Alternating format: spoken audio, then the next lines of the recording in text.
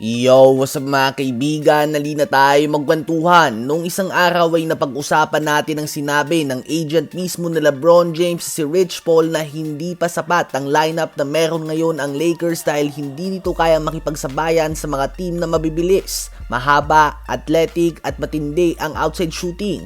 At sa game kahapon laban sa San Antonio Spurs ay muli itong nakumpirma mga kaibigan. Tambak nga sila sa fast break points, hindi sila makahabol sa takbuhan, hindi din nila madepensahan ng 3-point line.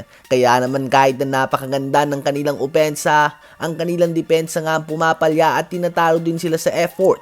Ayon nga mismo kay Coach JJ Redick ay patuloy silang na-expose sa isang bagay lamang at yan nga ang depensa. Sa opensa naman ay same defensive strategy lang nga daw ang ginawa ng Spurs sa ginawa ng Phoenix Suns last game at muli silang nahirapan dito. Ang Lakers ngayon ay pasok pa din nga sa top 5 ng Western Conference subalit sa isang playoff series kung saan pwede ka nang gumawa ng mga adjustment at pag-aralan na maigi ang style of play ng isang team ay inaasahan na mahihirapan pa din talaga sila ng husto dahil sa kanilang pagiging predictable. Alam nga ng lahat na gagawa ng malaking number sila Luka Doncic at Austin Reeves. Alam naman nila na magiging ball dominant ito kaya naman mas madali nga itong gawan ng game plan kumpara sa mga team na may mas magandang ball movement at may 6 or 7 players na gumagawa ng double-digit scoring. Ano ba ang masasabi nyo sa pinapakita ng Lakers ngayon?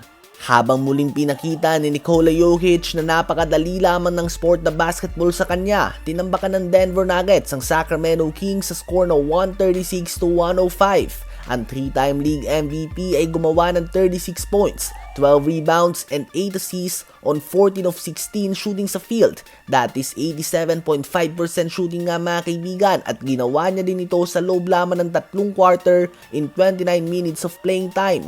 Kaya naman siya pa din nga naunguna sa MVP ladder ngayon mga kaibigan.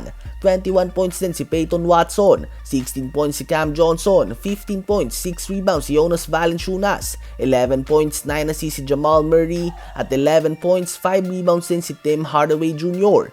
Very balanced scoring nga ang pinakita ng Denver Nuggets at sa ngayon ay hawak nila ang second best record sa West na 18 wins and only 6 losses.